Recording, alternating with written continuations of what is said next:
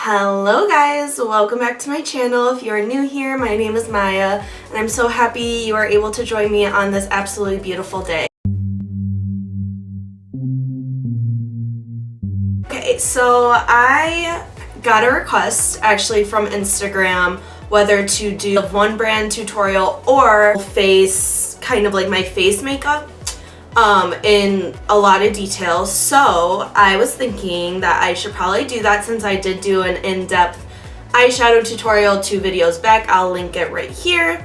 So yeah, a lot of people were interested to see what is my face makeup routine, how do I achieve a flawless base, you know, maybe when you don't have such flawless face. That's the whole point of makeup, isn't it? It's pretty much catfishing. But I did try to do this video yesterday, but it didn't work out. I already have my eye makeup done. I kind of did like a, I don't know, sunset inspired like neon look. I don't know. I was inspired by the warm weather today, and so yeah, I thought we should get started. Very first thing that I always recommend when it comes to face makeup, how to make it last long, is always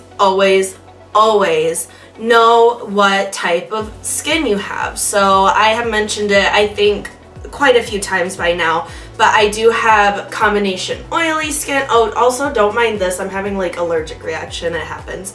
I have combination skin. T-zone I get super oily, and then everywhere else I get extremely dry. I get dry patches around my nose. I get dry patches right here for some reason. I don't know why. For a while that I had dry skin, and then I thought for a while that I had really oily skin, so I was like matte foundation, matte, you know, primer, and then my skin would kind of look a little scary towards the end, and then I realized why. It was because I didn't know what kind of skin I had. So I have combination skin. I get dry pretty much everywhere else but my T-zone. Kind of have, I don't know, sensitive skin, so it's just kind of one of those things that, you know, I've had to figure it out over the years after like trying so many foundations, trying so many different types of primers and setting powders and all this different stuff. But I feel like now more than ever I've really started to know like truly my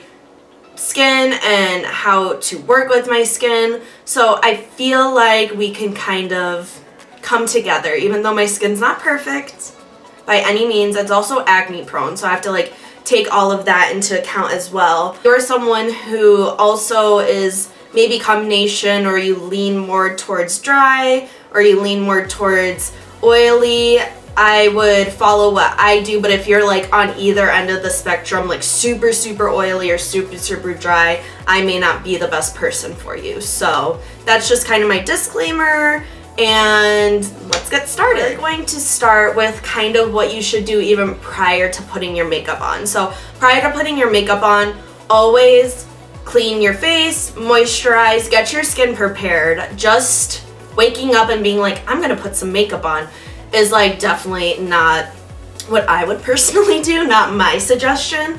So if I were you, and this is what I personally do, I normally start off with a clean face. So I normally wash my face, I do put topical creams on. I can do like a whole get unready with me, an updated one, because I know I did one more than a year ago, I would say by now. I can do an updated one for you guys, but when I, you know, get up in the morning, I usually wash my face. I normally put my topical cream on, moisturizer, eye cream, the whole shebang. And if you do tend to have really bad dry spots, maybe even exfoliate. I mean, that's like if you're having an event or something and it's really important that your skin just stays solid looking, then maybe do that. So this is my skin with moisturizer. I'm breaking out a little bit. I don't know what's going on. I think it's quarantine. I don't really know. But anyways, so then normally we'll move on to primer. But I was just making that note because the prep before starting your face is like the most important thing. So the 2 primers that I am going to use today, and yes, I use 2 because I have combination skin. I need to, you know, work with what I have, and what I have is both lacking hydration and also, you know, kind of needs to calm down on the hydration. It's really tough and it's confusing, and I'm sorry, but I do use 2 primers. Some people use 1, some people use more. I stick with these 2 because they're my holy grail. So the first one I have is the Tatcha Liquid Silk Canvas, and then I also have the OLEHENRIKSEN Banana Bright Primer. So both of these companies are high-end skincare. I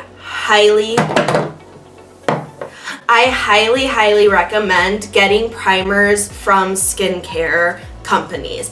They just knock it out of the park. No makeup brand can even compare at all to skincare companies making primers. I will say it once and I'll say it again. Skincare primers, they like drops mic. Like, they just know how to freaking do it. So these are both skincare companies. They're both pretty expensive, but this has lasted me so long. This little guy right here, it's like pretty small. I mean, like in comparison to my head. I only use a pump because I only put it in my T-zone. This guy I have gone through maybe 3 at this point. I'll pop the prices up, but I think they're worth it 100%. So I'm just gonna pop these on. So the OLEHENRIKSEN, I do about a pump and a half, and I will pop that on my cheeks, especially around my nose, honey. This little bridge right here gets so dry. Who knows why? Underneath my eyes. And I'll just take another little half and just do the perimeter mostly of my face. Looking super bright. It actually does what it says. It's really brightening. It's such a beautiful primer. I love it. And then I'm going to take the silk canvas, just do a pump right there. Just going to pop this and really concentrate it into my T-zone. Me too. I still have some extra, so I'm just gonna wipe that off. Okay, perfect. So this is what the skin is looking like so far. A little ghostly because my face doesn't tan, but that's okay. Get rid of the ghostliness, you know, once I actually put foundation on and it actually matches my chest. Let's move on to foundation. So first and foremost with that foundation, it's really important to also know your skin type. My sister called me, sorry about that. But anyways, what was I saying? I think the most important thing with foundation, or just like getting a flawless base to begin with, is knowing what kind of skin type you are. I think that's so important because most of the time with like Sephora and stuff like that, they'll put like satin matte, dewy, what kind of skin it's meant for, which is so important. It's actually really helpful. Normally when it says like combination oily, I tend to gravitate towards those. But I also do watch a lot of YouTube videos, and I know like who to, you know, go to about skincare and stuff like that. So there's like my people that I go to for like kind of more dewy foundations, and then I go to the people that have like really oily skin and are always like, oh, I got you for the matte. So I am going to go in with the Marc Jacobs Shameless Youthful-Look 24-Hour Foundation. I am in medium Y390. This is like one of my all-time favorite foundations, by the way.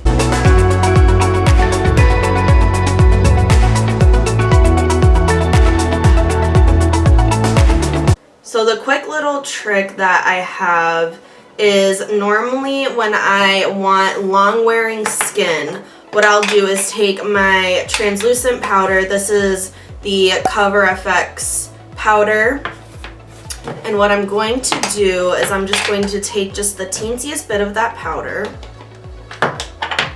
take my powder brush, and I'm just gonna press it into my upper lip. Now, without this being too much information or like kind of being a little weird, I sweat a lot in my upper lip, and that is where foundation breaks up the absolute quickest. So normally what I do is kind of Jackie Aina, I don't know if you guys ever watch her. She is like the queen of powdering her primer. I do not personally do that all over because I don't need to, but I definitely need to do it on my upper lip. So if there's like problem areas, like places you sweat more, places you get oily, definitely try that. So now I'm just going to blend in my foundation, probably off of camera. I feel like you guys don't need to see this. This is also that sponge from my BoxyCharm review. I'll link that right there. And let me just go off camera really quick and blend this in. Foundation is on, looking a little less ghostly. Yay! But anyway, so the foundation is on again. I used my Marc Jacobs foundation. I love this one. Let me read actually what kind of foundation this is like considered. It's an innovative medium coverage foundation with up to 24-hour wear, flashback free, SPF 25, and hydrating skincare benefits of a natural youthful look.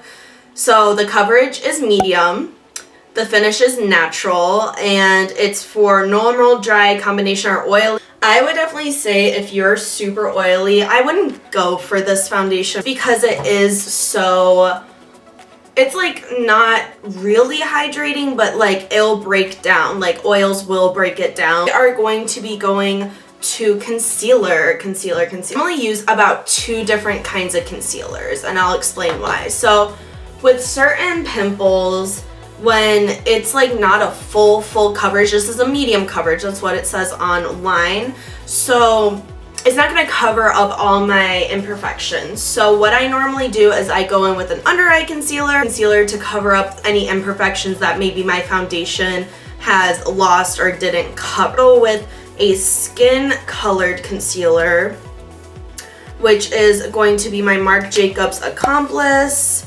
concealer in the shade medium 33. Go in with an under eye concealer. This is the Pat McGrath Labs Skin Fetish Sublime Perfection Concealer. I am in the shade M15.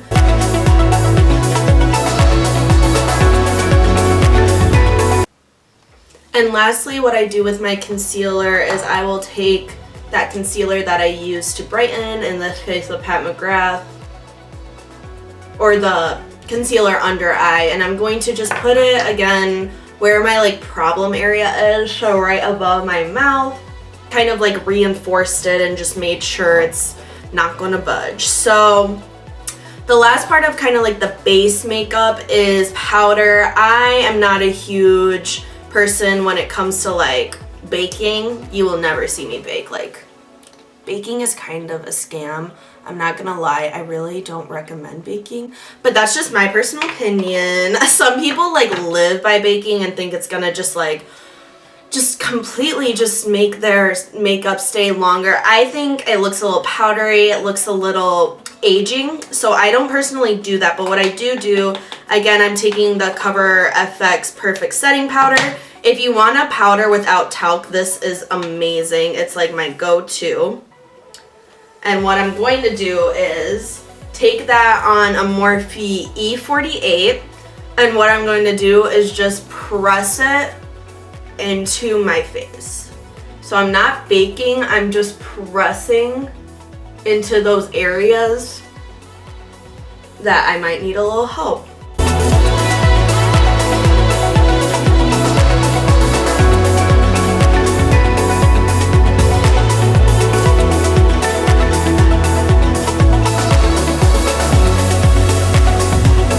Last thing I am going to do before we get into the powders is I'm going to go really quickly and just finish up my under eye, and I'll be right back. So I finished up my under eye. What do y'all think? I actually wanted to bring out the palette that I use. This is the Kathleen Lights Colourpop. I think it's like the single shadows. Isn't it gorgeous? I know this was totally not about the eyes, but I used that color right there and this color right there for the eye look today. Kind of sunset inspired. The yellow is Tiki. And this beautiful orange shade is Best Coast Scenario. I love that. And then the inner corner, I use these two shimmers. Next up on the list, oh, hold up, I didn't put my translucent powder away. That could have been so dangerous. Okay, so next up, what I normally do is my bronzer, the Fenty Beauty bronzer. This is the Stalk'r Instant Warmth Bronzer in Island Ting. So this is what it looks like. Gorga. Every time I say that, I think of Mandy MUA. And I'm going to take my favorite bronzing brush. This is the Morphe M527. And I am just going to apply my bronzer. So with bronzer, what you're gonna want to do is the fishy thing. And then where the fish thing kind of cuts off, so like, do you see that natural kind of shadow I already have? I'm just gonna play up on that. So I'm just going to emphasize that kind of shadow that was created, but I'm not going to contour. I'm bronzing. It's very different. So a little, you know, little class on like bronzing versus contour. So bronzing, you're adding warmth. The thing with bronzing you're gonna want to understand is you're trying to kind of emphasize the places that you would get like naturally more sun. So you naturally get more sun on your cheeks and on your head. So that's where I tend to take my bronzer. Also, I have quite a large forehead if you have not noticed. It is definitely a 5 head for sure. So I like to kind of create the illusions that I have a smaller forehead than what I actually do. And I also have a widow's peak, which just like adds to like my forehead problems. Not that having a widow's peak is a problem, but it just like kind of emphasizes, I feel like, how large my forehead is. And then it's just gonna give you a super like snatched look. Like, look how much more snatched I look. I just feel like I look like I'm ready for the runway. 10 out of 10 times I will recommend this bronzer. So good. Love. Obsessed. Build slowly. Chef's kiss. Now you're wondering, oh, what if my bronzer got a little muddy? What if it went just a little bit below my contour line?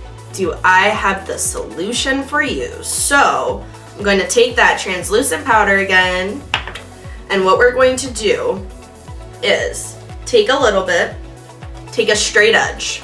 So here it is. And now watch very closely. You're gonna cut it. Cut it.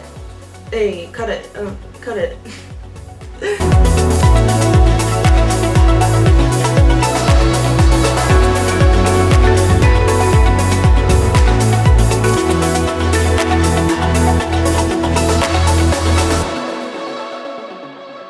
So here we are. I'm just gonna kind of let that sit for just a second while we do highlighter. They said highlight all the important parts. I said done. I'm gonna highlight my face, the most important part. So what I'm going to do now, there we go. Colourpop Becky G collaboration. This is the Luster Dust Loose Powder Highlight in Chisme. I bet that means something in Spanish. Gossip. It's gossip in English. Chisme is Spanish for gossip. Love. That is the cutest name. Oh my gosh. So I'm going to take my highlighter brush. This is the Morphe M510 brush. It's very tapered and very small.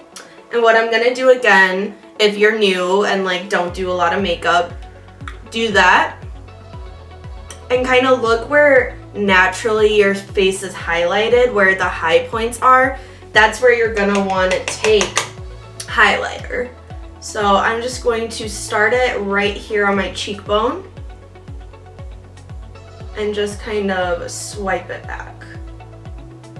And I try not to take it, like when I'm looking forward, I don't want you to see my highlight until I do that. Do you see that?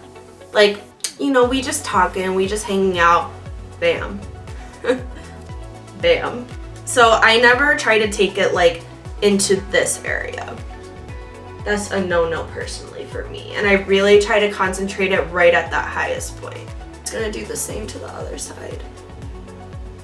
And then normally what I do after highlighter is I just take my bronzer brush and I just kind of go over that like line that you see in between the bronzer and the highlight, just to kind of make sure that they mix a little better.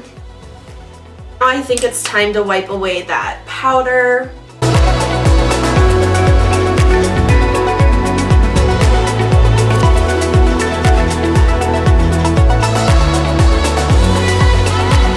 Last powder is to do our blush. So I'm going to be taking the Morphe M55 3, and I'm going to be taking the BECCA blush. This is in the shade Songbird. It is a beautiful coral color. I'm just going to take it very lightly on that brush. You want a very light hand with all powders. And what I'm going to do is I'm going to smile like you've been taught before, hopefully. And you're just going to pop that on the apples of your cheeks. Just like that. Oh my gosh, look at that difference.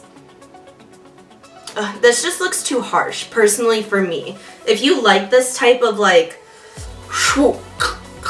and like kind of, you know, a little less believable, that's fine. I mean, shish, it's your face, but I love blush. Especially blushes that look like this, like, oh my gosh. This is so pigmented that I like really have to be careful. Little tip that I learned from Raw Beauty Christy is to make it really look like you are super sun-kissed. What she does is she just takes a little and just very lightly runs it across her nose, which I really like that. Like, oh, I just was outside really quick and like just got the teensiest bit of sun. Don't mind me. Like, I just think it's so stinking cute when you look super bronze. Face is looking really cute, I think, personally. Like, I think this is just, I don't know, I feel like we've created a believable yet flawless kind of looking base. Everything looks very cohesive. That is pretty much how I would achieve a flawless face. Now, the last and final thing, setting sprays. So I use personally 2 setting sprays because, again, I have combination skin. Drink every time I say combination skin in this video because you would probably be a few shots in by the time this is done. But I am just gonna really quickly put on some setting spray. I do use the Cover FX high performance setting spray. I put this all over just to set my face. I feel like that was enough. Don't want to overdo it or anything. And I have my handy dandy fan because I'm bougie. Like, stop, look at that. What? My highlights? Stop it. Last thing I go in is with my Tatcha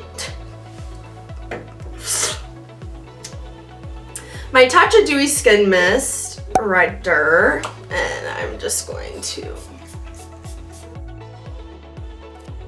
on the perimeter of my face, and we are pretty much done. Oh, let me fan again. I'm gonna learn one day how to like open up a fan properly. Let me just pop on a lip and I will be back with my final. Hey my friends, so this is the finished look. I hope you guys enjoyed this video. I hope I helped you somewhat in achieving a longer lasting, better looking, less cakey, more natural looking face.